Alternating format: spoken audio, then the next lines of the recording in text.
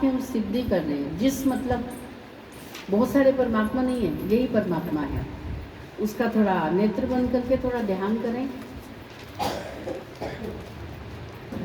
कि आप ना दिखाई देने वाले होकर भी आप हम सबको देख रहे हैं, हम आपको देखते हुए देख रहे हैं।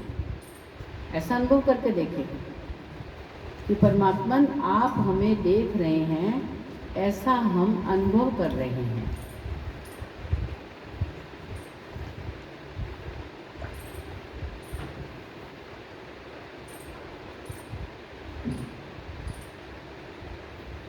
हे परमात्मन,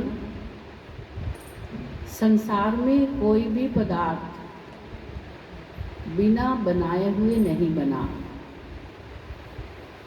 आपकी कृपा से आज हमने ये जाना। बड़े बड़े पदार्थों को बनाने वाले आप हो, सर्वशक्तिमान हो। जिन वस्तुओं को, पदार्थों को, व्यवस्था को जीवात्मा नहीं कर सकता, उन सब व्यवस्थाओं को आपने किया हुआ है। और उन पदार्थों को बनाने के बाद फिर आत्मा का कार्य प्रारंभ होता है। हे परम बंधु, हे महान शक्तिशाली परमात्मन, हम सब जीवात्माएं आपके समक्ष नतमस्तक हैं। हमारा मार्गदर्शन करो प्रभु कि हम इसी प्रकार से आपकी शक्तियों को और सूक्ष्मता से जान पाएं।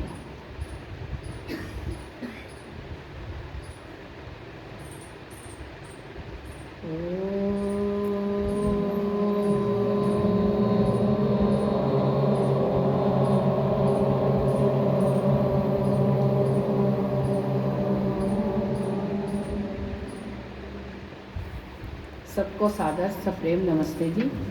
बाहर से आने वाले महानुभाव अपना फ़ोन बंद कर दें, फ़ोन म्यूट पर कर दें। अभी हमने इस संवाद की पुस्तक में 2 प्रकार की सिद्धि की कि ना दिखाई देने वाली वस्तु की सत्ता भी होती है, और जिसकी सत्ता नहीं होती उसको संसार में कोई भी नहीं मानता। वो केवल एक कहावतों के रूप में कहा जाता है। गधे के सिर पे सींग या कुछ और, सिर्फ कहावतों के रूप में। उनकी सत्ता नहीं है, भाव रूप में वो नहीं है, तो उनका अभाव ही है। उनको फिर कोई नहीं मानता, चाहे वो नास्तिक हो, आस्तिक हो, विद्वान हो या कोई भी हो। हाँ, जो चमत्कारी रूप से जो बाबा लोग हैं वो मान सकते हैं कि हवा में यूँ करा और कोई वस्तु आ गई। अब हवा में कोई वस्तु ऐसे नहीं आ सकती, लेकिन वो कुछ ऐसा यहाँ बांध के ऐसा कुछ कर लेते हैं। वो अज्ञानता से ग्रस्त हैं, अविद्या से ग्रस्त हैं। प्रत्येक कार्य को करने वाला कोई कर्ता होता है। यदि किसी के मन मस्तिष्क में ऐसा विचार उठे कि मैं धूप बत्ती करके, यज्ञ करके, स्वाध्याय करके अपने कष्टों को दूर कर लूं, मुझ पर ये कष्ट ना आए, ऐसा संभव नहीं है। भले ही आप सारी दुकान खरीद कर अगरबत्ती जला देवें, जो कष्ट आपके जीवन में है उसको तो कर्ता दूर करने का प्रयास करेगा। अगरबत्ती धूप दूर नहीं कर सकते, जड़ पदार्थ हैं। हमारे जीवन में जो कष्ट आए, बुद्धिमत्तापूर्ण विचार करो, उसको दूर करने का उपाय सोचो। ना कि कोई कहे कि आप प्रार्थना करो, मजार पर माथा टेकें या फलाने के दर्शन कराएं, कभी नहीं होगा। इन किंवदंतियों से, इन बंधनों से अपने आप को निकालो बाहर। ये कभी संभव ना हुआ है, ना होगा। कर्ता को कार्य करना पड़ेगा। बिना कार्य करे हुए ये हम इन दुखों से दूर हो ही नहीं सकते। ऐसे बाबा लोग या कोई हमारे जैसे कोई और लोग, कोई अज्ञानी लोग आपको संतुष्ट कर देंगे कि हम आपके लिए हम पाठ करेंगे, आपके लिए हम ये करेंगे, आप घर में यदि ये टांग लोगे तो सुख शांति आ जाएगी। कुछ नहीं आएगी। ऐसे यदि टांगने के सुख शांति होती तो फिर जिस दुकान से हम खरीद कर लाते हैं तो वहाँ तो बहुत सुख शांति होनी चाहिए थी। वो तो उसको बेच बेच के धन कमा रहे हैं। तो इन बातों से निकालो अपने आप, और जैसे जैसे आप इन बातों से निकालोगे आप इतने हल्के, कैसे हल्के हो जाओगे। मान लो मेरे मन में विचार है कि मेरे को कोई शारीरिक दुख है, मैं बीमार हूँ 4-5 दिन से, और मेरे मन में है कि ये बीमारी, एक फलाना फलाना मंदिर है कोई काले हनुमान जी का, वहाँ मैं मत्था टेकाऊंगी तो मैं ठीक हो जाऊंगी। एक बार टेकने गई, नहीं ठीक हुई, फिर मैंने कहा नहीं, फिर एक बार हो, फिर एक बार हो, 7 बार मत्था टेक के आई, थोड़ा सा आराम पड़ा, दवाइयाँ भी ले रही हूँ और मत्था भी टेक के आई। तो दवाई, क्योंकि मेरी श्रद्धा उस मंदिर में है, तो दवाई जो आप इतने पैसे लगा रहे उसको तो एक तरफ कर दिया। जैसे जैसे उस दवाई का असर हुआ, वहाँ पर मत्था टेकने की प्रक्रिया भी बढ़ती रही और सारा क्रेडिट हमने उस हनुमान जी को दे दिया। वो दर्द तो आपका ठीक होना था क्योंकि आप उसका उपाय कर रहे हो, वो उपाय से ठीक हुआ है, हनुमान जी की कृपा से नहीं हुआ। लेकिन हम इतने धार्मिक हैं कि उसका सारा क्रेडिट हमने हनुमान जी को दे दिया। ऐसा ही हम अपने पूरे जीवन में करते हैं। किसी से धागा बनवा लिया तो ये धागा बंधा हुआ है, इस कारण से ये हुआ। धागा बांधने का एक अन्य कारण है, लेकिन धागा जो क्या रोली मोली जो बोलते हैं, वो बांधने का धार्मिक कार्य से ये आपका कोई रोग दूर नहीं हुआ। हमारे यहाँ पर एक्यूप्रेशर के पॉइंट्स हैं, वहाँ पर बाबा रामदेव ने यहाँ धागा बांधे हुए, खूब सारे बांधे हुए। लोगों ने बड़ा इतराज किया, लोगों ने कहा जी आप तो आर्यवादी हो, वैदिक सिद्धांतों को मानते हुए धागे क्यों बांधते हुए। उन्होंने स्पष्ट कही ये धागा इसलिए नहीं बांधा, ये यहाँ पर हमारे प्रेशर पॉइंट्स हैं, ये पुरुषों की बीमारियों के, ये प्रोटेस्ट वगैरह, ये जो तुम्हारे जो उस बवासीर वगैरह के लिए यहाँ पर पॉइंट्स हैं, उनको दबाने के लिए धागा बांधो। इन बातों से अपने आप को बाहर निकालो, आपका जीवन इतना सुंदर बन जाएगा कि आप दूसरों को शिक्षा देने वाले बन जाओगे। इन पदार्थों से कुछ नहीं प्राप्त होता है। एक बेटी के घर हम गए, जैसे ये कुछ डेकोरेशन लटकी हुई है, एक पोटली सी लटकी हुई, उसकी माता जी आरएस माता जी कट्टर, तो हमने उनके घर हवन उन्होंने करवाया। हमने कहा बेटा ये क्या है, कहने लगी नहीं इसको छोड़ो आप हवन करवाओ। हमने कहा थोड़ा बता तो दो। कहने लगी जी आजकल हम पर ना 60 सती चल रही है, तो एक पंडित जी ने कहा है, तो मैंने कहा इसमें है क्या। कहने लगे काली दाल है, कीले हैं, ये है वो है, तो इसलिए हमने कहा। तो मैंने कहा फिर हवन क्यों करवा रहे हो, कहते बस बुरे दिन चल रहे हैं। मैंने कहा फिर एक पे विश्वास रखो, यदि ये पोटली टांगने से बुरे दिन ठीक होते तो इसी पे रखो, कल को हमारे हवन के कारण तुम ठीक हो गई, नाम तुम उसको दोगे। तो हमने कहा हम नहीं हवन करवाएंगे, फिर नाम तो तुम उसको दोगे, तुम ये तो कहोगे क्योंकि हवन में तुम्हारी श्रद्धा नहीं है, श्रद्धा तो उसमें है तुम्हारी, तो तुम उसी पे श्रद्धा रखो। कहने लगे नहीं पंडित जी ने ऐसा कहा है, तुम्हारे दुख आएगा, तुम्हारे वो होगा वो होगा। मैंने कहा पंडित जी ने पैसे कितने लिए, कहते नहीं ज़्यादा नहीं लिए, बस 21,000। तो मैंने कहा हमें हवन करवाने के कितने दोगे, 201 रुपये।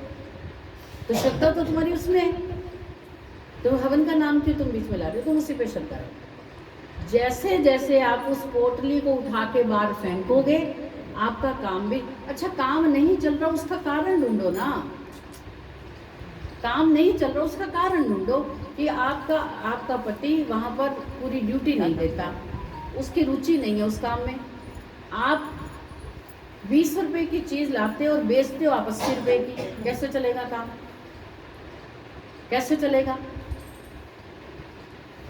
आपकी शॉप में सफाई नहीं है, आपकी भाषा अच्छी नहीं है, आप ग्राहक को अट्रैक्ट नहीं कर पा रहे हो।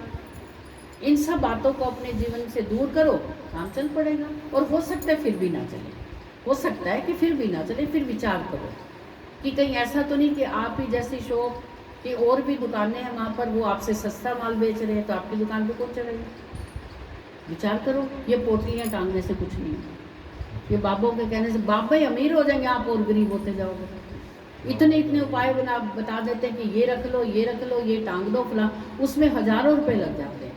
विचार करके देखो, कई लोगों ने घर में कुत्ता पाला हुआ है, वो कहते नहीं कुत्ता क्या है, स्वामी के दुख को अपने ऊपर ले लेता है। क्यों लेगा भी वो, नहीं क्यों लेगी, कहाँ से फंडा आ गया भाई, कुत्ता स्वामी के दुख को अपने ऊपर ले लेगा। कभी से तो खुद पत्थर खा के बच गया, अंदर आ गया, स्वामी के दुख क्या लेंगे, उनको पता है। और फिर यदि इतना वो स्वामी भक्त है, तो क्या कभी स्वामी भी ये चाहता है कि मेरा कुत्ता ना मरे, मैं उसकी जगह मैं मर जाऊं। वो नहीं चाहता, उसे कुत्ते को इसलिए रखा हुआ है कि मेरे दुख वो ले ले। क्यों भी इतने स्वार्थी क्यों तुम, ये बलि वैश्य जो रहेगा। इन बातों को अपने जीवन से, इससे कुछ फर्क नहीं पड़ेगा, आपको कोई दोष नहीं लगेगा। विचार शुद्ध करो, ऐसा नहीं है। यदि ऐसा आपने किसी पुस्तक में पढ़ा, किसी पंडित जी ने आपको ऐसा कह दिया, मत जाओ उसके पास। जैसे कल एक बहन जी कह रही थी ऐसे भजन बोलते हैं, हमारे मंदिर हमारे पास है, वहाँ भजन बोले जाते हैं, मत सुनो उनको, रुई डालो कानों में। हमने विद्या को सुनना ही नहीं, उस तरफ जाना ही नहीं, उसका अधिक प्रभाव पड़ेगा। चलिए, तो इस विषय में अभी बात करते हैं। तो अभी हमने 2 संवाद पढ़े, अभी शॉर्ट में आपको 3 संवाद के बारे में बताएंगे, क्योंकि वो समय नहीं है। अब तीसरा, नास्तिक कह रहा है कि ईश्वर नहीं है। अभी मैं तो अभी भी नहीं मानता ईश्वर है, मैं नहीं मानता ईश्वर नहीं है। कहते ठीक है, तो हेतु बताओ, कारण बताओ। तो उन्होंने कारण बताया कि संसार में अव्यवस्था होने से। बात तो ठीक है, संसार सुंदर तो नहीं लगता, कहीं कहीं सुंदर लगता है। संसार में अव्यवस्था होने से ईश्वर नहीं है। इसमें प्रतिज्ञा नहीं है, प्रतिज्ञा नहीं है इसमें। प्रतिज्ञा की ना कि ईश्वर नहीं है, ईश्वर नहीं है, ये उसकी प्रतिज्ञा है। और हेतु बता रहा है कि संसार में अव्यवस्था होने से।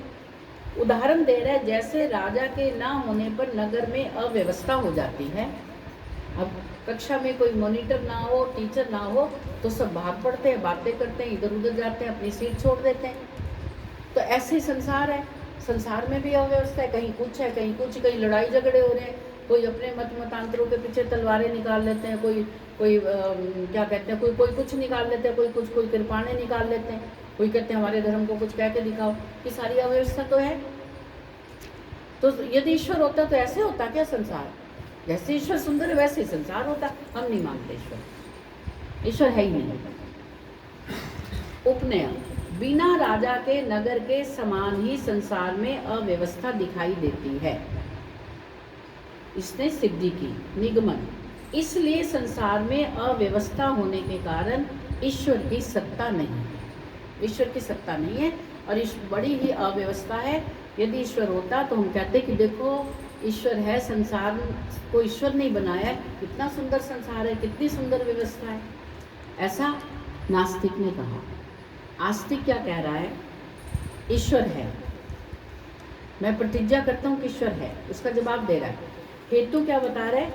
संसार में मनुष्यों द्वारा की गई अव्यवस्था का संबंध ईश्वर से न होने से। ये जो अव्यवस्था आपको दिखाई दे रही है, मनुष्यों की है, ईश्वर की है? क्या किसी मनुष्य के हिस्से में ये हमने ड्यूटी डाल दी कि सूर्य का उदय आपने करना है, तो मनुष्य सोया रह गया, सूर्य उदय नहीं हुआ, आपने वायु चलानी है। कोई ऐसी व्यवस्था जो ईश्वर के हाथ में है, क्या कोई वो व्यवस्था ईश्वर ने मनुष्यों को दे दी कि भाई तुम ये कर लो, फिर वहां हम कहें कि ये तो व्यवस्था हो गई? तो वो सिद्ध कर रहे आस्तिक, ईश्वर है, संसार में व्यवस्था होने से। कौन सी व्यवस्था होने से ईश्वर है? कि संसार में जो ईश्वर ने व्यवस्था बनाई है उसमें कोई अव्यवस्था नहीं। और अव्यवस्था किसमें? हमारे बनाए गए कार्य। ईश्वर को कार्य में नहीं है, हमारे बनाए गए कार्य में। जैसे हम डरते हैं, मान लो हम कहते हैं कि हम ईश्वर से डरते हैं, देखो कानून बनाए गए हैं, जैसे ईश्वर ने कानून बनाए ऐसे जीवात्मा ने भी कानून बनाए। कानून तो बन गए, लेकिन कानून का जब तक हम पालन नहीं करेंगे तब तक कानून के बनने का लाभ क्या? ट्रैफिक कंट्रोल करने के लिए कानून बना दिए गए कि आप एक ही स्पीड की गाड़ी आप ऐसे ही चलाएंगे, हेलमेट पहनेंगे, आपकी ब्रेक ठीक होनी चाहिए, गाड़ियों में फर्स्ट एड बॉक्स होना चाहिए, वगैरह वगैरह। कानून तो हैं, रेड लाइट पे रुकना चाहिए, जेब्रा क्रॉसिंग पे जो पैदल वाले हैं उनको निकलने दो पहले, कानून है, पालन नहीं कर रहे। पालन किसने करना है? हमने। तो हम हमारे ना पालन करने से क्या हुआ? अव्यवस्था हो गई। इसमें ईश्वर क्या करें? हम कहें जी ये तो अव्यवस्था हो रही है, गाड़ी में एक कंपार्टमेंट में मान लो 26 लोगों की जगह वहाँ पर 50 लोग, कोई खिड़की से जा रहा है, कोई कैसे। हम कहें कि ये कोई ईश्वर थोड़ी है संसार में, देखो यहाँ पर 26 की जगह 50 लोग बैठे हैं, इसमें ईश्वर क्या करे? व्यवस्था बनाओ। आपने अपनी बुद्धि से, जीव आत्माओं ने नियम बनाए हुए हैं, नियम का पालन नहीं कर रहे, तो आपका दोष है। ईश्वर का कहाँ से दोष हो गया? आस्तिक क्या कह रहा है कि संसार की अव्यवस्था का संबंध ईश्वर की व्यवस्था से ना होने से। ईश्वर की व्यवस्था अलग है। उदाहरण, राजा के नगर में होते हुए भी प्रजा के द्वारा स्वतंत्रता से आज्ञा भंग करने के समान। एक राज्य में वहाँ का सीएम है, सीएम ने बहुत सारे नियम बनाए हुए हैं, लेकिन फिर एक मत के लोग यदि अपना कोई रथ यात्रा निकाल रहे हैं तो दूसरे मत के लोग उन पर आक्रमण कर रहे हैं। राजा सीएम तो है वहाँ पर उपस्थित है, तो ये अव्यवस्था कौन कर रहा है? हम कर रहे हैं। तो सीएम अर्थात ईश्वर तो है, अव्यवस्था हमारे द्वारा हो रही है। इसमें हम कहें कि ईश्वर तुम क्या कर रहे हो? ईश्वर व्यवस्था ऐसे नहीं करता। ईश्वर के कार्य पीछे अलग बता दिए। ईश्वर ने बुद्धि दे दी, अपनी व्यवस्था बनाओ, अपने जीवन की रक्षा करो, दूसरों की भी रक्षा करो। जब एक नियम ये बना दिया गया, हम कहते हैं कि नहीं नहीं, हम तो दूसरे के जीवन को खत्म करेंगे, तो फिर कर लो। ये अव्यवस्था ईश्वर की नहीं है, ये मनुष्यों की है। उपने वैसे ही संसार के स्वामी ईश्वर के होते हुए भी मनुष्य स्वतंत्रता से अन्याय आदि पाप करते हैं। ईश्वर तो है, लेकिन हम पाप करते हैं। हम पाप करते हैं, अन्याय करते हैं, फिर हम कहें ईश्वर कहाँ है? ईश्वर बड़ा समझदार है ईश्वर। हम तो ईश्वर से कायल ही हो गए कि कमाल कर दिया, बड़ा अद्भुत। ईश्वर हमारी बातों में आता ही नहीं। कहते तुम्हारा काम अलग, नालायक लोग होते हैं, अच्छे बनने तो मेरे साथ आ जाओ, करो तुम अपनी व्यवस्था, बुद्धि दे दी तुम्हें, करो, अच्छा काम करो। वो हमें घुलता मिलता नहीं ऐसे जैसे हम आपस में घुलते मिलते हैं, वो नहीं। वैसे हमारा आत्मा भी किसी में घुलता मिलता नहीं, वो भी अप्रति संक्रमणा है। लेकिन जैसे हम आपस में हम बैठे हैं, विचार विमर्श कर रहे हैं, वो आत्मा परमात्मा लग गया। वो क्या कहें, हमारे पास शब्द ही नहीं है। हम कहें कि वो बड़ा समझदार है तो शब्द छोटा सा है। वो बड़ा अद्भुत है, बड़ा अद्भुत है। उसकी व्यवस्थाएं अद्भुत है, उसके कार्य करने की शैली अद्भुत है। तो उसकी व्यवस्था जो चल रही है, उसको वो कभी अव्यवस्था नहीं हुई। ये तो हमारे द्वारा बनाई गई व्यवस्थाएं भंग होती हैं, और हम तो उसकी व्यवस्था को भी भंग करने के लिए आतुर हैं। उसने सृष्टि बनाई बड़ी सुंदर साफ सुथरी, जल बनाया साफ सुथरा। आज क्या स्थिति हो रही है?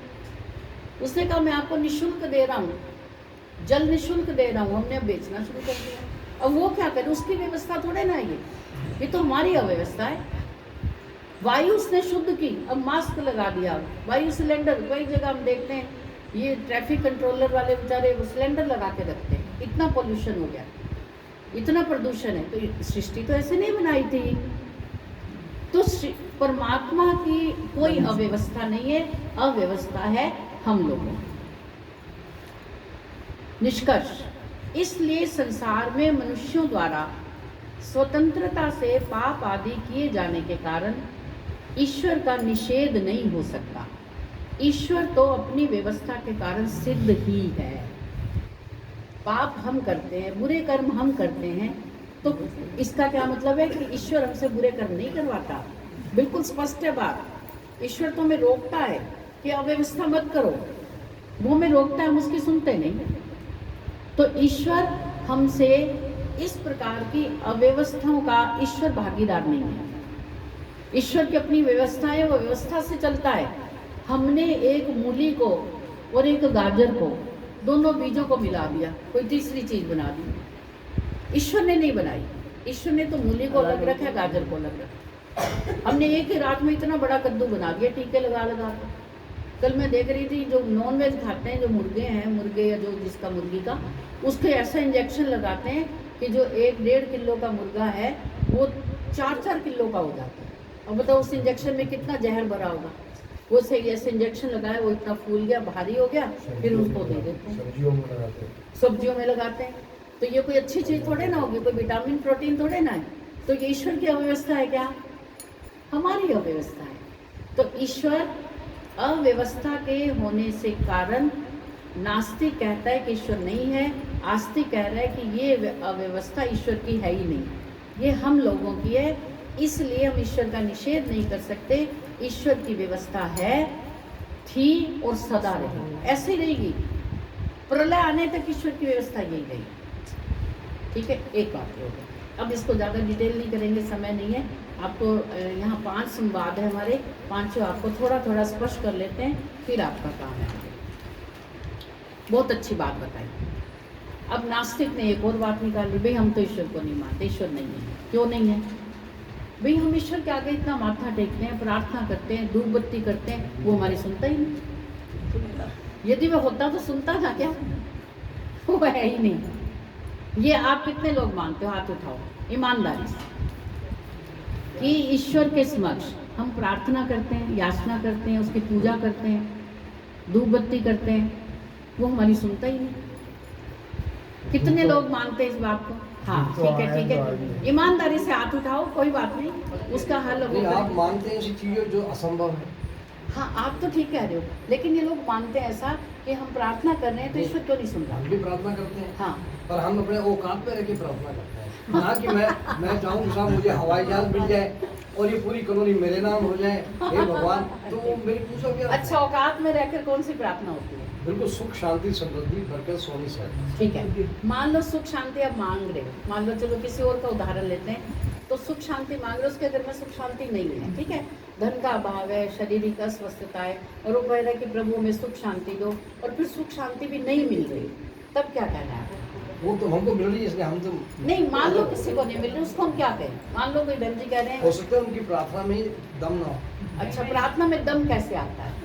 वो आपके भावों से आएगा, कैसे? आपके समर्पण भाव से कैसे? आएगा। फिर भी भाई प्लीज बोलिए नहीं, आपकी तो बात कर रहे जी, हैं। प्रार्थना के अनुसार कर्म करना पड़ता है। नहीं नहीं, दम का मतलब बता रहे हैं, प्रार्थना में दम नहीं, दम से क्या मतलब? देखो जी, ऐसे तो मैं वैसे खड़ा होके ये पूजा पाठ कर रहा हूँ, ठीक है, मेरा मन कहीं और लगा हुआ है, ठीक है, मैं यहाँ हूँ ही नहीं। ठीक है, जैसा कि सामान्य रूप से सभी कहते हैं कि ईश्वर या भगवान ये हमारे भावों की भूख ठीक है, है, ना कि हमारे पैसे के या चढ़ावे के। ठीक बात है, हमारे अंदर भाव है नहीं, वहाँ मैंने 100 रुपये का नोट चढ़ा दिया ठीक है, तो अंतर आ गया, बीच में विरोध तो आ गया ना, मैंने उस पर 100 रुपये का नोट रख दिया। ठीक है। तो भगवान ये चीज देख रहा है, इसके भाव यार मुझे 100 रुपये देके वो अपने काम को करवाने के हैं। अच्छा, हम भाव को कैसे प्रकट करें? नहीं प्रकट नहीं, ये तो अंदर से होगा, हाँ, वो ये अंदर वो से। समझ रहे हैं ना नहीं, वो हम जिन मान पर लो, हमारी आस्था है। नहीं मान लो हमारी आस्था तो है, हमारे भाव नहीं बन रहे कि परमात्मा के समक्ष हम प्रार्थना करें, अपने भाव श्रद्धा और भाव तो बनाने कैसे? पड़ेंगे मेरे अनुसार। हाँ कैसे, मतलब फिर भी कैसे, हम कैसे सिखाएं ये तो- सबको कि भाव बनाओ, कैसे? ये तो आप सिखाओ, इतना काम मेरा पता है। नहीं, फिर भी जैसे देखो आपने- मैं तो देखो अज्ञानी पुरुष हूँ, नहीं नहीं ऐसा मैं नहीं, अपने हम जीवन में 70 साल के जीवन में पहली बार आपकी शरण में आया हूँ, पर आप मेरे से अपेक्षा ना करें, नहीं क्योंकि ना आप- तो मेरे पास वो शब्द है, मैं आपकी बातों का जवाब नहीं दे पाऊंगा, नहीं, क्योंकि नहीं। मेरे पास ज्ञान नहीं है, मैंने कोई शास्त्र नहीं पढ़े, आपने मैंने बहुत तो अच्छी बात कही है, आपने गलत नहीं कही ना, मैं आपकी परीक्षा ले रही नहीं, हूँ। नहीं। हम सामान्य रूप से बात कर रहे हैं कि जैसे इन्होंने कहा कि ये प्रार्थना करते हैं, धूप बत्ती करते हैं, ईश्वर हमारी प्रार्थना नहीं स्वीकार करता, तो आपने कहा इनकी प्रार्थना में देखो दम जी, नहीं, वो मैं उसको तो एक कैसे चीज दम जानता लाए? हूँ, मैंने जब जब जो चीज उस बांके बिहारी या परमात्मा के सामने रखी है, उन्होंने मुझे पूरे का पूरा मेरा साथ दिया। अच्छा एक मिनट, जो मैं आपने इसके उनके दृष्टांत बता सुनिए, सकता नहीं हूँ। सुनिए, जो बात आपने उनके सामने रखी वो आपकी पूरी हो गई, तो क्या जो बात आपने रखी उसके लिए प्रयास किया या प्रयास नहीं, नहीं मैंने किया? ऐसा कोई काम ही नहीं लिखा, मैंने ये नहीं कहा कि मुझे अफसर बना दो, वो तो मैंने मेहनत करी है। मैं तो वैसे कह रहा हूँ कि मैंने ऐसी कोई वो चीज़ जो मेरे को चाहिए ही नहीं, वो मैंने मांगो, अपने बिल्कुल हिसाब सही है, से बिल्कुल ठीक बात। श्रद्धा भाव, और मुझे पता है जब मैं कर्म ही नहीं कर रहा और मैं उम्मीद ये कर रहा हूँ कि साहब मेरे पास तो बहुत बड़ा एक आलीशान महल होना चाहिए, हाँ। और भाव है, मैं मान रहा हूँ, पर भगवान मेरे भावों को भी तो समझ रहा होंगे कि भाई ये व्यक्ति कर कुछ नहीं रहा, अंदर करने में बैठ के धूप बत्ती कर रहे हैं और मेरे से महल की कामना कर रहे हैं। बिल्कुल सही कहा आपने, अब सही कहा, अब इन्होंने बिल्कुल सही कहा, अब आप बिल्कुल सही आप मेरे को फंसाना सौ मत। में से- आपके 100 में से 100 नंबर, आपने बिल्कुल सही कहा। अब आपने भाव बता दिया, भाव का मतलब क्या है, बिल्कुल सही। अब आप हमारे पक्ष की बात करें। हाँ? ये तो नहीं। देखो मेरे से ज्यादा परमात्मा इनके भाव समझ रहा है, तो परमात्मा ने फट से चक्कर घुमाया। देखो, मेरे तो कि आप परमात्मा सही ने सही समझे। बोलो, तो उन्होंने बिल्कुल सही बोला। चलिए ठीक है, अब इसको स्पष्ट करें। हाँ अच्छा, आपका एक बार आप अपनी बात स्पष्ट कर दीजिए। थोड़ा सा, कोई बात नहीं। कोई भी यहाँ पर देखिए, आपके मन में जो ग्रंथि है ना, ग्रंथि मतलब गांठ, उसको खोलें आप, तब पता लगेगा कि उसमें कौन सा मवाद भरा हुआ है। केवल मैं बोलती जाऊंगी तो ये तो केवल प्रवचन हो गया, और मेरी बात आपको मैं थोप रही हूँ ऐसा हुआ नहीं। आप अपने मन की बात निकालें, तब उसका हल हो पाएगा। और आप बिल्कुल चिंता न करें कोई क्या कहेगा। इन्होंने देखो कितनी अच्छी तरह से स्पष्ट कर दी बात। हाँ, आप क्या कहना चाहते हैं कि हम ईश्वर से प्रार्थना करते, आरती वगैरह करते, हाँ। प्रार्थना करते, बस यही, मैं भी सुख शांति मांगती हूँ। देखो आरती करना अलग है मेरे अनुसार। हाँ, नहीं कोई बात नहीं। हाँ, आरती करते हैं आप, जो भी प्रार्थना करते हैं, फिर आगे आगे बस सुख शांति मांगते मांगते हैं, हैं। सुख शांति। लेकिन वो नहीं मिलती। यही कह रहे ना कि ईश्वर दे सकता है। आपकी प्रार्थना में दम नहीं है। अब सुनो, बिल्कुल सुनो, इन्होंने ठीक कहा। शब्द इन कैसे कैसे, जिस चीज की आप प्रार्थना कर रहे हो, क्या उसके लिए कार्य भी करते हो, कर्म करते हो वैसा। जैसे मान लो, चलो किसी और का उदाहरण लेते हैं कि एक माता जी प्रार्थना करिए हमारे घर में सुख शांति हो। पहले हम देखेंगे कि सुख शांति क्यों नहीं है, भाई कौन सा दुख है कि सास बहू की या पति पत्नी की बनती नहीं। मान लो तो हम प्रार्थना करते हैं, प्रभु हम बड़े दुखी हो गए हैं, रोज नित्य का लड़ाई झगड़ा कलेश रहते हैं, हमें सुख शांति, ठीक है। रोज प्रार्थना करते हैं, धूप बत्ती करते हैं, जो भी आप करते हो क्रियाएं, लेकिन कोई फर्क नहीं पड़ता, वैसे ही क्लेश चल रहा है। तो उसका तात्पर्य क्या हुआ? नहीं, मान लो उसका तात्पर्य क्या हुआ कि हमने प्रयास नहीं, हमने सिर्फ प्रार्थना की, हमने अपनी वाणी पे कंट्रोल नहीं किया, हमने अंदर बैठकर विचार नहीं किया कि मेरे बोलने से भी क्लेश होता है, मैं नाजायज भी बोल रही हूँ, ठीक है। सामने वाला ज्यादा कलेशी है, मैं कम हूँ, लेकिन होता मेरे सही है। मैं भी आग में घी डाल रही हूँ, तो आग तो बढ़े, है ना। मैं अपने पति में या पुत्र वधु में कोई गुण देख ही नहीं रही, मुझे तो सब दोष नहीं करेंगे, शांति कैसे है? हमें थोड़ा सा उस प्रार्थना के अनुकूल काम करना पड़ेगा।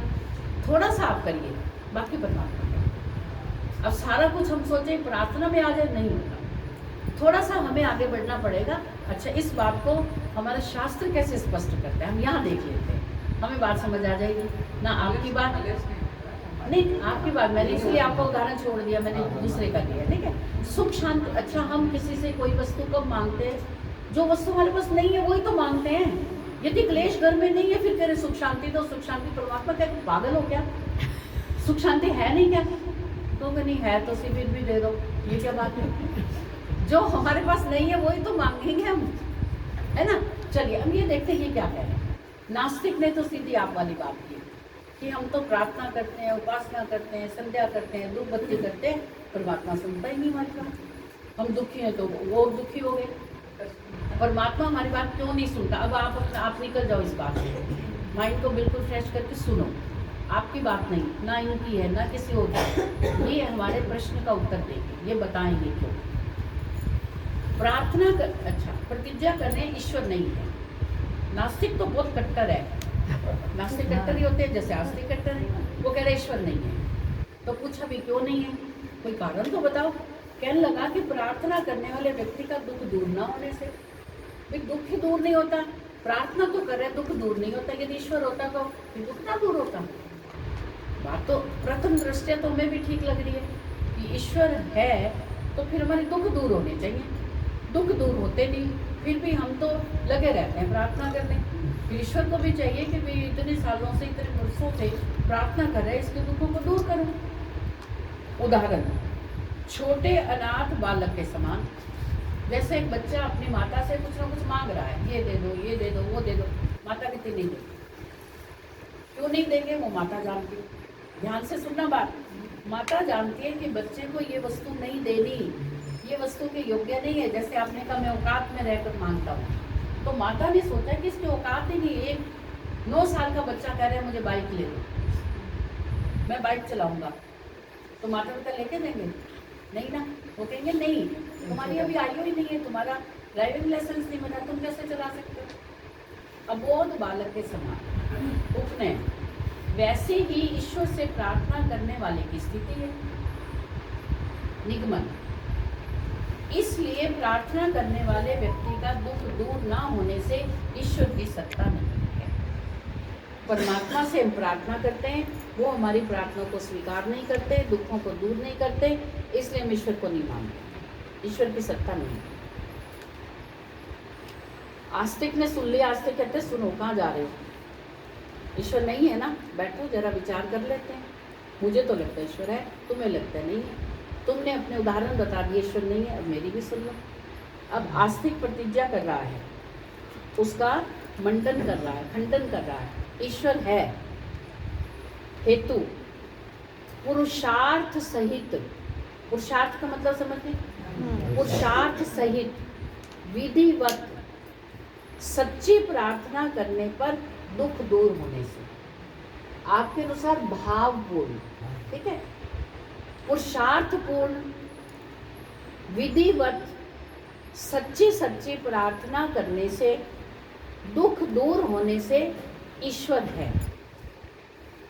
ईश्वर हमारी बात को सुनता है, समझता है, हम प्रार्थना में क्या मांग रहे हैं, हम कैसे उसकी उपासना कर रहे हैं, कैसे हम उसका सम्मान कर रहे हैं। वैसा ना करने से ईश्वर जब हमें हमारी इच्छाओं को पूरा नहीं करता तो फिर हम नास्तिक की श्रेणी में चले जाते हैं कि ईश्वर है नहीं।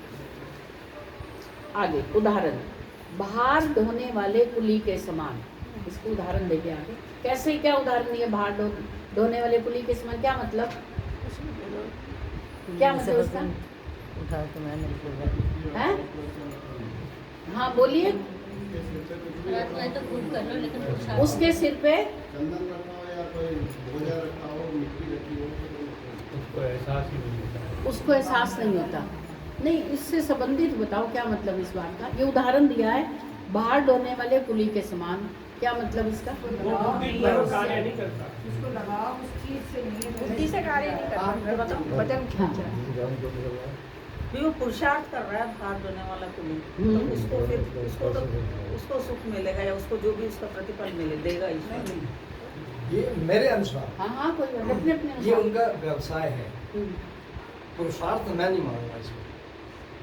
नहीं आप थोड़ा अलग चले गए बात। पुरुषार्थ नहीं, तो ऐसा कर है रहा है, ना। लेकिन वो चाह ये रहा है कि मुझे इससे बहुत ज्यादा धन प्राप्त हो या और को कैसे होगा, जो काम कर रहा है वो काम नहीं कर रहा है। इसमें ये प्रार्थना वाला प्रार्थना करें तो वो यही स्पष्ट करना चाहते हैं कि जो भार ढोने वाला है, हम देखा जाए तो वो भी बिना सोचे समझे मतलब जो कार्य करता है। चुप हो जाओ, नहीं ये नहीं है, कुछ और।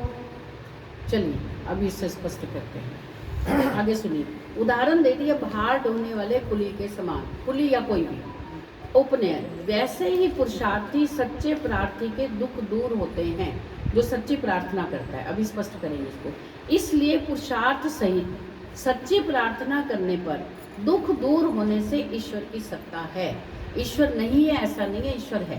जैसे एक व्यक्ति कोई अपने खेत से कुछ जो खाली घास बच जाती है, खरपतवार, उसको तोड़कर पूरी गठड़ी उसने बनाई। बुजुर्ग व्यक्ति था और अपने बाहर से भी ज़्यादा 50-60 किलो की उस गठड़ी को बाहर निकाल के खेत से किसी से और कच्चे पर रख के और साथ में साइकिल लेकर खड़ा था और आने जाने वालों से कह रहा था कि ये गठड़ी ऊपर रखवा दो। साइकिल भी टूटी फूटी, खुद भी बड़ा बुजुर्ग था। आने जाने वाले उसको देख रहे कि ये ऐसे ही गठड़ी रखवाएंगे फिर गिर जाएगा, वो आगे चले जाते। 1 कोका, 2 कोका, 4 कोका, किसी ने उसकी बात नहीं मानी। फिर उसने कहा कि चलो मैं ही कुछ करता हूँ, सबसे प्रार्थना करके देख ली। अब उसने साइकिल को कैरियर पे लगाया, जो भी स्टैंड पे, एक तरफ ईंटें लगाई गिर ना जाए, और वो गठड़ी को यूं हाथ डाल के उठाने लगा तो साथ में से कोई और 2-4 लड़के जा रहे थे। वो कहते बाबा जी रुको रुको रुको, आप अकेले नहीं उठा सकते इसे, हम है ना, हम आपकी सहायता करेंगे। तो वो सहायता क्यों करने लगे? वो सहायता क्यों करने लगे? क्योंकि वो स्वयं पुरुषार्थ कर रहा था। उन्होंने कहा आप चिंता नहीं करो, हम है ना, हम इस साइकिल पे आपको रखवाते हैं गठड़ी। उसने कहा बेटा ठीक है। उसने भी हाथ लगाया, वृद्ध व्यक्ति ने, उन लड़कों ने भी हाथ लगा के उस साइकिल की गद्दी और जो भी करके उसको स्टैंड करके बांध बूंद के कहा कि चलो अब आप ले जाओ। क्यों? उसकी प्रार्थना पूरी हुई। स्वयं ने पुरुषार्थ किया। बस ऐसा ही जब हम पुरुषार्थ करते हैं तब ईश्वर पूरी करता है। आपसे बार बार 3 दिन में शायद 30 बार ये बात कही गई है, पहले पुरुषार्थ। आप पुरुषार्थ करना प्रारंभ करें, फिर परमात्मा सोया हुआ नहीं है, फिर परमात्मा का काम है। ऐसे ही एक कुली मान लो, इसमें कुली का उदाहरण दिया कि कुली के पास बहुत सारी अटैचियाँ, बैग हैं, वो कई कई चीज़ें सिर पे रख के ले जाते हैं। अच्छा, वो सारे मान लो 5 नग हैं, पांचों को उठा लेते हैं वो आराम से, है ना। कोई 2 यहाँ रख लिए, एक पीछे एक ऊपर, लेकिन भारी हैं। अब वो खड़ा हुआ है 5 नग को लेकर, और मालिक को कह रहे जरा हाथ लगवा दो। मालिक कहते हैं क्यों, एक एक नग के 50 रुपये दे रहा हूँ, मैं क्यों हाथ लगवाऊँ। वो आने जाने वाले को कह रहा है कुली, और दूसरे अपने मित्रों को कह रहा है, कहते हैं क्यों लगवाओ, करो अपना काम, तुम कभी लगवाते हो हाथ। वो देखता रहा, फिर उसने कहा 250 का काम है, 5 नग है, खुद ही कोशिश कर। अब उसने एक बैग उठाया, आसानी से उठ गया, पीछे टांग लिया। अब और उससे उठाया ना जाए, फिर भी यूँ करके कोशिश करने लगा, तो मालिक ही कहने लगा रुको रुको मैं उठवाता हूँ।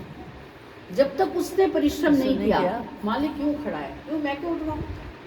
अब उसने, मालिक ने देखा कि अब ये इनके अनुसार इसका भाव है ये काम करने का, इसकी नियत है, ये काम करना चाहता है, थोड़ी हेल्प कर दो, मेरा ही तो सामान है, चलो उठवाओ। एक सिर पर अटैची, फिर एक और अटैची, फिर बैग, फिर ये। तो क्या किया, पुरुषार्थ से की गई प्रार्थनाएं कभी भी असफल नहीं होती। इसी में एक बात और जोड़ लो, मान लो हम दुखी हैं, शारीरिक दुख भी है, आध्यात्मिक दुख भी है, हम आध्यात्मिकता की तरफ बढ़ नहीं पा रहे, और आर्थिक दुख भी है, तीनों प्रकार के दुख हैं। तो तीनों प्रकार के दुखों को दूर करने के लिए तो 3 पुरुषार्थ करने पड़ेंगे ना, बहुत सारा पुरुषार्थ करना पड़ेगा। एक दुख है तो कम समय लगेगा, 2 दुख है तो ज़्यादा, और 3 दुखों के लिए तो हमें बहुत पुरुषार्थ करना पड़ेगा। तो आप पुरुषार्थ कर रहे हैं। पुरुषार्थ यदि आपने बुद्धिमत्तापूर्वक नहीं किया तो वो भी प्रार्थनाएं सफल नहीं होती। मान लो आध्यात्मिकता की तरफ आपको रुचि हो गई कि हमें इतने दिनों से कहा चलो हम पढ़ के देख लेते हैं, आपने ग्रंथों को मंगवाया, सत्यार्थ प्रकाश भी, ये भी, वो भी, 5-7 किताबों को मंगवा लिया। अब आपका मन करा कि अब तो मैं आध्यात्मिकता में प्रवेश कर रहा हूँ, अब मुझे ये काम करना है। एक पुस्तक उठाई, देखा है तो अच्छी, चल नहीं ये देख, अच्छा है, इसका पेज भी अच्छा है, बढ़िया मोटी है पुस्तक, कितने की, अच्छा इतने की, चल अच्छा इसको बाद में, अब ये देखते हैं, अब ये देखते हैं। ये पुरुषार्थ नहीं है, सही दिशा में नहीं। तो ये फिर आप स्वाध्याय कर पाओगे, नहीं कर पाओगे। तो जब तक हमारा पुरुषार्थ सही दिशा में नहीं होगा, तब तक हमारी कामयाबी नहीं होगी, सफलता नहीं होगी, है ना। हाँ कौन, हाँ बोलिए आप क्या करें। पुरुषार्थ कर लिया और प्रार्थना नहीं करी तो उसका प्रतिफल मिलेगा नहीं, पुरुषार्थ कर लीजिए, प्रार्थना नहीं करेंगे तब भी आपको उसका फल मिलेगा। लेकिन प्रार्थना करने से आपका स्वाभिमान खत्म होता है। यदि आप प्रार्थना नहीं करते और पुरुषार्थ करते तो आपको लगेगा मैंने ही किया सब। प्रार्थना हमेशा ईश्वर से मांगते हैं। हाँ, अगर हम ईश्वर को अगर हम सका भाव से देखते हैं, हाँ। हम कहते हैं पुरुषार्थ कर रहे हैं, अब तो तुम्हारा काम है, तुम करो ना, मैं तुमसे क्यों प्रार्थना करूं। बिल्कुल ठीक है, लेकिन ऋषि दयानंद ने सत्यार्थ प्रकाश में लिखा कि प्रार्थना, स्तुति, प्रार्थना, उपासना करने का अन्य ही फल है। जो हम सोच रहे हैं वो फल नहीं, अन्य ही फल है। उससे हमारा मन एकाग्र, हमारा स्वाभिमान, हमारा अहंकार खत्म होता है कि हमने काम तो कर लिया, फिर भी हम प्रार्थना करेंगे। एक सेवक सेविका आपके घर में काम करती है, आपको उसको सैलरी देनी है, फिर भी वो आपसे 30 तारीख को कहती है बाबूजी मुझे पैसे दे दोगे। वो क्यों मांग रही है आपसे? वो मांग रही है, आप दाता हो, आप देने वाले हो, वो लेने वाली है। रिक्वेस्ट करी कि प्लीज मुझे पैसे दे दो, आप दे दोगे। प्रीति बढ़ती है, हमारा आपस में स्नेह बढ़ता है। परमात्मा तो देगा ही, लेकिन हमारा प्रेम बढ़ता है। बहुत अच्छा है, सत्यार्थ प्रकाश में लिखा हुआ है कि हमारा प्रेम बढ़ता है, हमारा उसके साथ गठन होता है, उसके साथ, परमात्मा के साथ। हम ऐसा अनुभव करते हैं कि परमात्मा दाता है, देने वाला बोले। हम पुरुषार्थ कर रहे हैं तो हम मेड़ को देते हैं पैसे, कोई एहसान थोड़ी कर रहे हैं। उसने काम किया, हमने उसको दे दिया, फिर भी वो मांग रही है, फिर भी वो प्रार्थना कर रही है। तो प्रार्थना करने से हमारी इच्छाएं कैसी पूरी होती हैं और क्यों पूरी नहीं होती, ये आप समझ गए। ठीक है, अब चलिए 5वें को छोड़ देते, इसमें 5 संवाद हैं। अब क्या आप में, अब बात नहीं, सुनिए, बस 5 मिनट रुकिए। 5 नहीं मैं जा नहीं रही, मैं देख नहीं पा रहे आपका, ये आगे आ जाते हैं। अच्छा, चलिए ठीक है, बैठिए। तो सुनिए, ज्ञानेश्वर राय जी को आप जानते हैं? कितने लोग जानते हैं? हाथ उठाएं। नाम से नाम सुना है? अच्छा, आप लोग जानते हैं कौन थे? ब्रह्मचारी थी शायद। ब्रह्मचारी कहाँ? शायद फिर जानते क्या आप? पक्का नहीं, ये नहीं बताओ। पता ना, अभी शादी की हुई थी नहीं, जो अच्छा, देवा और फरीदाबाद क्या आए थे, जानते हो? फरीदाबाद आए थे, रोजड़ के थे। रोजर के। हाँ, चलिए आप 2 4 5 लोग जानते हैं, ठीक है। ये जो आप 3 दिन से आप संवाद पढ़ रहे हैं, ये छोटी सी पुस्तक है, मेरे तो 10-12 पृष्ठ की है। नाम क्या है? मैं अभी 1 मिनट, मुझे 1 मिनट दिया। ये 30 पृष्ठ की है, पतली सी छोटी सी पुस्तक। ये उन महानुभाव ने लिखी है हम लोगों के लिए। ये कोई ऋषि नहीं थे, ये कोई ऋषि नहीं है, लेकिन ऋषियों के अनुकूल इन्होंने ईश्वर की सिद्धि करने का प्रयास किया। इन्होंने और भी बहुत सारी पुस्तकें लिखी हैं, संध्या के भी लिखे हैं, ईश्वर सिद्धि भी लिखी है, और संध्या के भी लिखे हैं, यज्ञ के भी लिखे हैं, और बहुत सारी पुस्तकें लिखी हैं। तो इस पुस्तक में केवल 5 संवाद हैं, जो हमने 4 आपको, 2 तो हमने बहुत अच्छी तरह बताया, 2 की अभी बताने का प्रयास किया, और 1 और है। एक और ऐसे ही बता देते कि क्या था, अव्यवस्था होने से हो गया। तीसरा था संसार बना बनाया होने से। जैसे ये पृथ्वी बनी बनाई है, इसको बनाते हुए किसी ने देखा नहीं, तो ये तो संसार जैसे पृथ्वी बनी बनाई, ऐसे सब कुछ बना बनाया, तो इसी से मिलता जुलता कल वाला था, इसलिए इसको हमने नहीं पढ़ा। तो ये पुस्तक की कीमत भी मेरे ख्याल किसी समय 5-7 रुपये थी, आज ये 3 रुपये थी। जब मैंने ली 3 रुपये थी इसकी कीमत, आज थोड़ी ज़्यादा हो गई है, लेकिन इसकी कीमत कुछ भी नहीं, ये बेशकीमती है ना। आप खुद समझ पा रहे होंगे कि आपने शिविर में विशेष मुख्य रूप से इन कक्षाओं में ईश्वर को सिद्ध करने का प्रयास किया, हमने सीखने का प्रयास किया। तो आप में क्या जिज्ञासा हुई है कि इसको हम और बार बार पढ़ें? कुछ लोग तो आपने नोट कर ली है कुछ शब्दों को, तो आपकी इच्छा हुई है कि इसको हम बार बार पढ़ें। तो आपकी इच्छा की पूर्ति के लिए अपने पूर्व में ही इन पुस्तकों को मंगा कर रखा था, लेकिन आपको दिया नहीं। दिया इसलिए नहीं कि यदि बच्चों के पास पुस्तक हो तो हमारी बात कोई नहीं सुनेगा, आप आगे आगे पढ़ते रहेंगे, हमारी बात वही रह जाएगी। अब जैसे आप सब लोगों ने बड़ी श्रद्धा से, बड़ी जिज्ञासा से एक एक बात को सुना, आप लोगों ने नोट भी किया, लिखा भी, मन में मनन भी किया, और फिर कक्षा के बाद भी डिस्कशन किया, कुछ चिंतन भी किया होगा लेट कर कि अच्छा ईश्वर की सिद्धि ऐसे करनी है। लेकिन पुस्तक हम आपको देनी तो पहले दिन चाहिए थी, पुस्तक हम आपको अब दें, तो इस ठीक किया ना। तो इस पुस्तक को